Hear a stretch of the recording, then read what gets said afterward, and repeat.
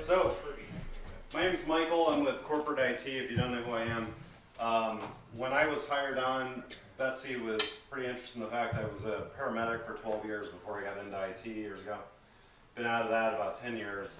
And that sparked the interest in, I teach with the Park Service in Ohio, and she was like, well, I'd really like start an AED program for Mack. We've had 3 cardiac arrests over the years, all in Valley City, where it was not a good outcome. A little bit, kind of similar environment to here, you know, out in the country with a volunteer fire department that takes, you know, 4 to 5 minutes to get to their station, then 4 to 5 minutes to you. You know, if we were waiting on them to start CPR and use a defibrillator, you're done, you know, game over. So hopefully we're going to have one of these devices once we do the initial training at all the sites. Florida's a little bit different because a lot of you guys have gone through a recent refresher of CPR, so we're not going to do the full-blown course. I'm just going to talk a little bit about cardiology so we understand what's going on with this thing, refresh heart attacks and AEDs, and then I'll give you an in-service video on this device in particular, which is, I went after the Zoll AED Plus, which you see on the table, for the ingress protection. In the concrete business, all the dust that can get inside of this can destroy it. This has the highest ingress rating of anything on the market, but it's also one of the most intuitive AEDs, and you'll see like how smart it is. If you forget everything in training, it's going to walk you through taking care of someone from start to finish. It's really sweet. So without further ado, we'll get right into this. I just wanted to make mention of this. In a site like this, the defibrillator is going to be in the batch plan control room. So given the nature of the size of the site, it's pretty imperative. Somebody sees someone go down, sees a need for this. You know, some of you got radios, some of you got smartphones. You know, call who's ever in the batch plan and say, I need that thing over here now, because it could take them a few minutes to get it to you, and call 911, obviously. They're going to be right near a phone. So what does this thing do?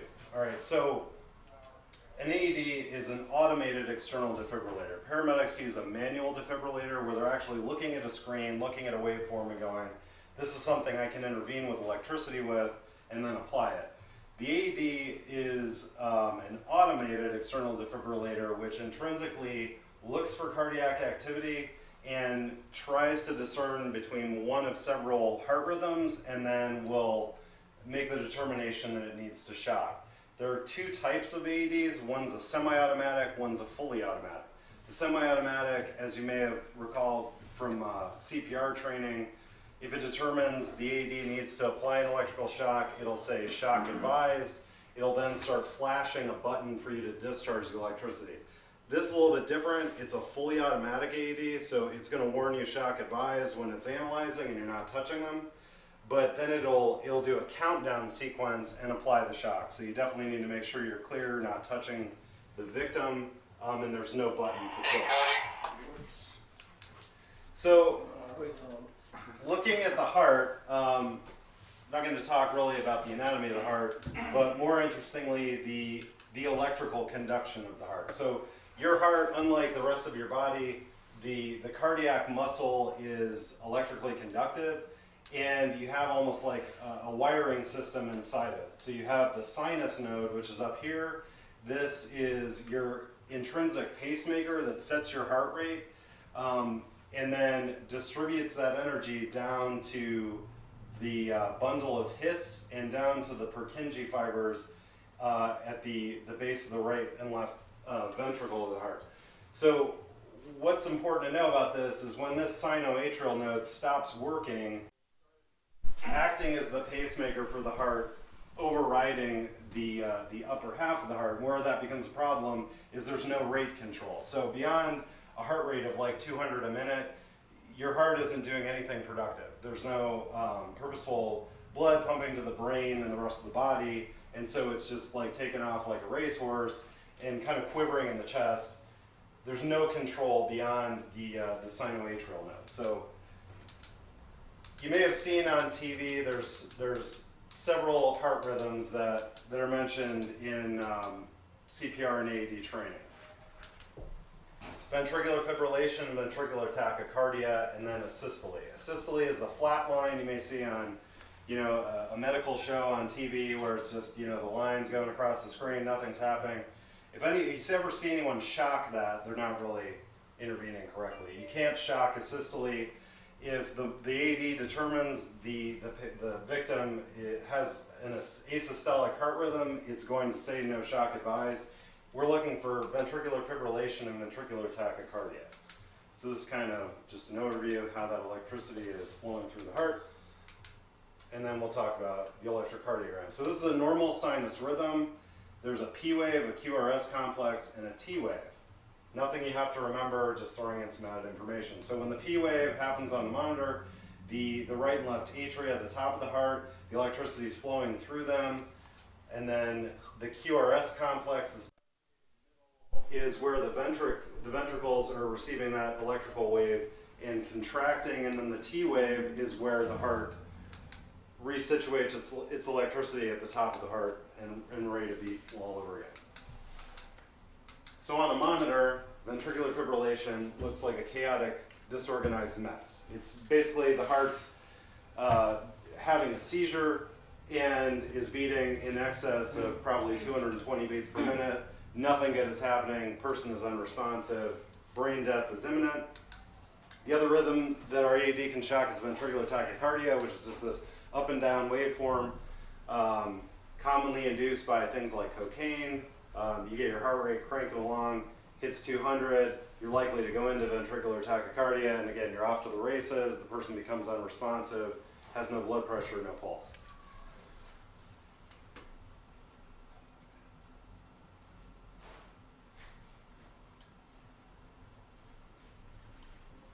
So then we'll talk about what we can do about it.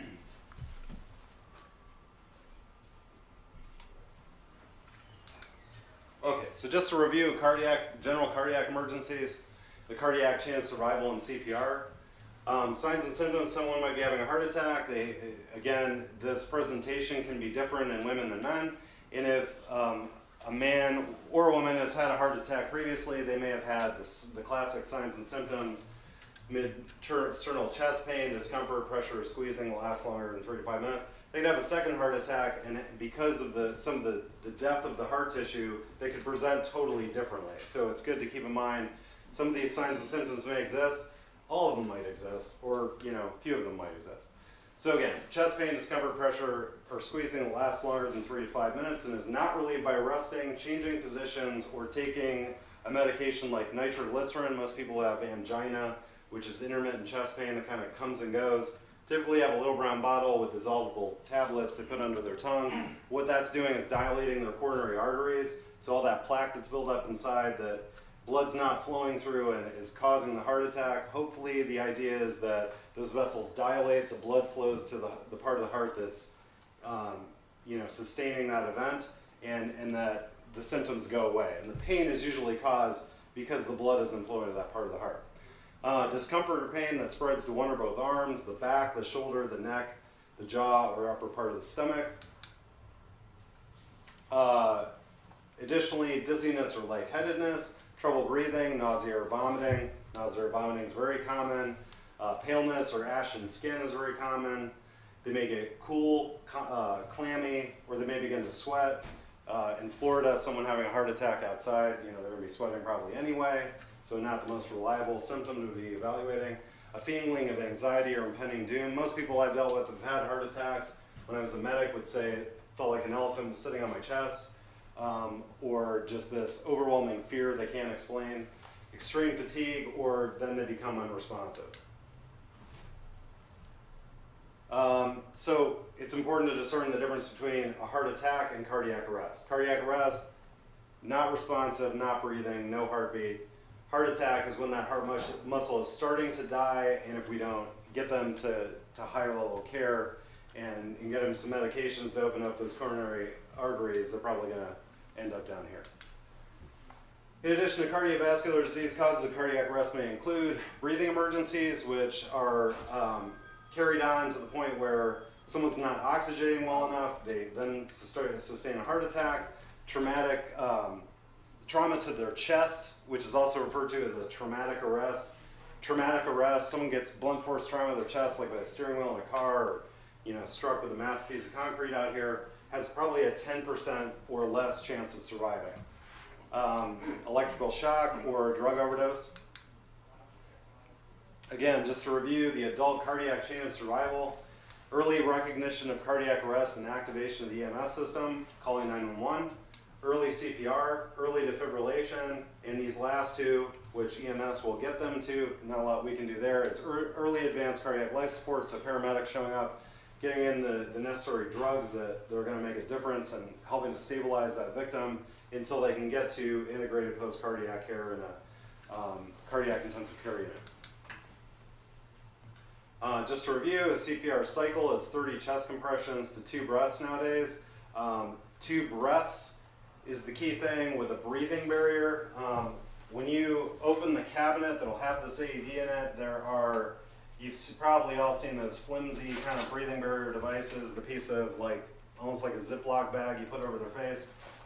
In all the years I've done CPR, that's a little too intimate to me. I don't want to have my mouth on someone who's maybe cold and dead. So I'm attaching these breathing barrier masks. There's a pediatric size in here, which probably won't ever need. But this mask, you just push it to unfold it, put a one-way valve on the end of it. This goes over their nose and mouth. You don't have to worry about pinching the nose shut to lose air. It's just important you keep, pressure against the mask so it creates a good seal. This keeps you backed away from them. It's a little less creepy.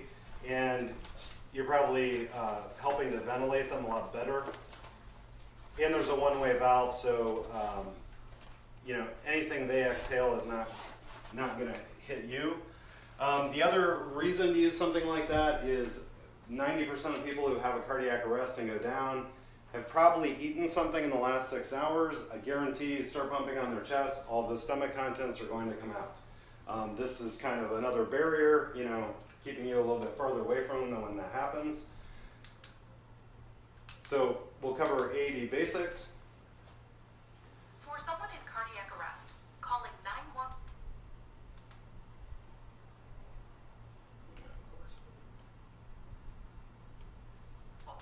gives the person the best chance for survival. Cardiac arrest can occur when the electrical impulses that cause the heart to contract rhythmically become abnormal, disorganized, and chaotic.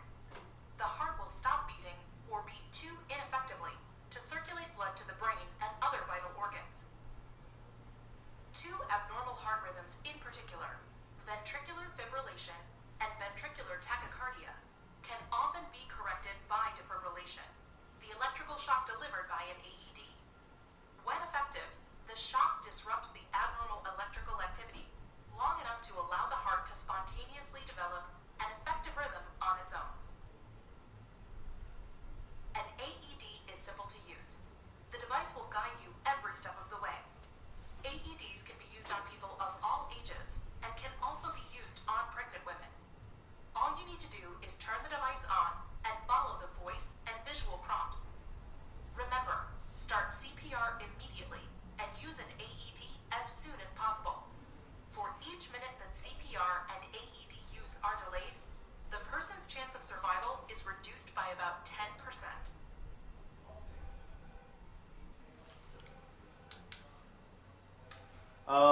In all my years, I've never seen one of these AED keys. Some of this information is good to know. It really doesn't apply to the device we have here, but if you're at an airport, you're at your kid's school, you're at a library, whatever, you see someone go down, you decide to act, you pull out the AED. All of the other manufacturers' AEDs, this is a one-piece set of pads, which you'll see in a video in a minute.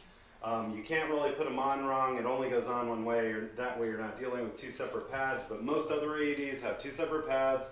They may have adult pads and pediatric, simply because there's like a fuse block in the cabling that lowers the electricity and it's going to be much less effective on an adult. There's also this key on some AEDs that can basically tell the device this is going on a child, so reduce the electricity. I've never seen one with one. Now, say they're not out there, something to keep in mind. If you see it, then you know what it is. I'm going to skip through some of this. This is more related to CPR training.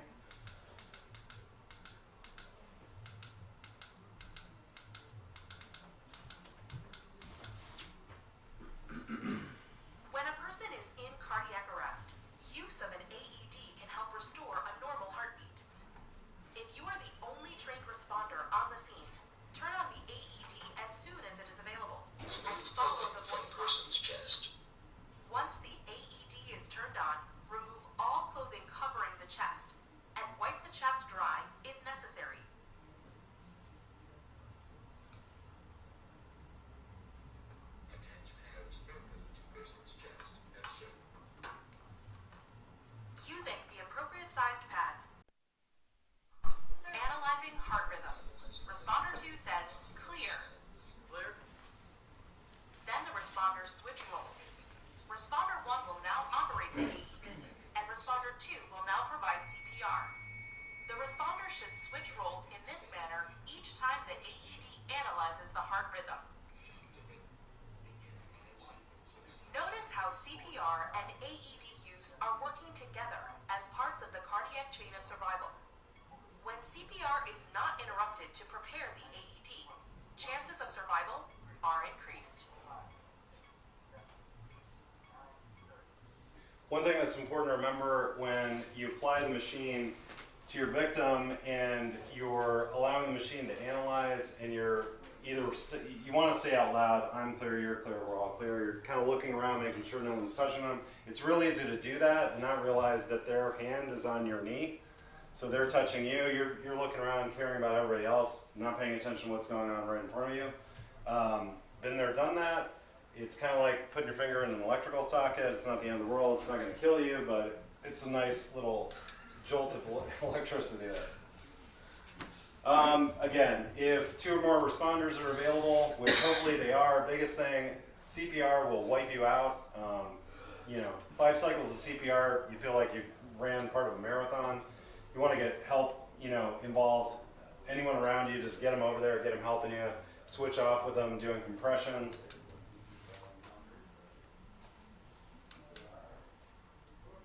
This is pretty common sense, goes without saying. Obviously, the advantages of working with someone else, you can take turns switching off, so neither one of you are getting completely fatigued. And depending on the nature of the guys who show up with the fire department or EMS, they're going to be more than happy to have you come along and continue compressions if you're willing. All right. So lastly, we'll take a look at how this device is considerably different than a lot of what else is out there.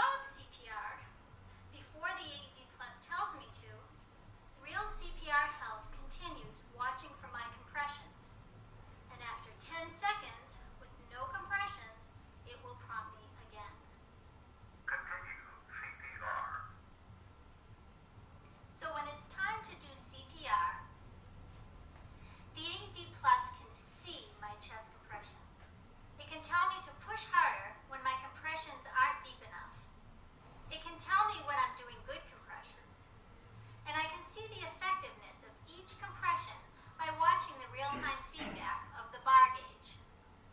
Real CPR help lets me know when my compressions fully comply with the 2010 guidelines. I no longer have to guess when I'm in compliance. This gives me peace of mind that I'm doing the very best job for the victim. Now let me point out a few more details of the AED Plus. The CPR D-pads are specially designed to last for 5 years.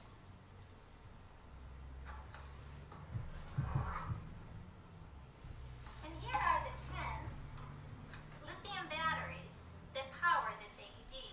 They last 5 years in standby mode.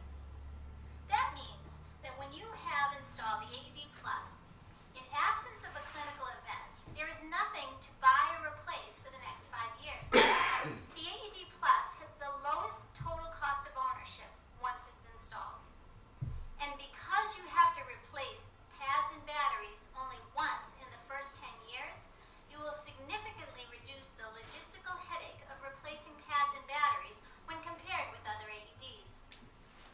As you can see, All right, lad, this is marketing mumbo jumbo at this point. Does this make sense to everybody? Pretty straightforward, pretty easy to use. Tim is going to be reaching out to one or more of you to assess the state of this, probably on a monthly basis when first aid kits are checked. There's two things to look for. There's going to be a seal on the door, so anyone knows that it's been tampered with or opened. But looking through the window, you'll be able to see a green check mark here on this little LCD display. If the batteries were dead or there was a problem with the unit, there'll be a red X here. And so that's really all you need to know. That green check mark's there, we're good. The batteries will be good for at least 5 years.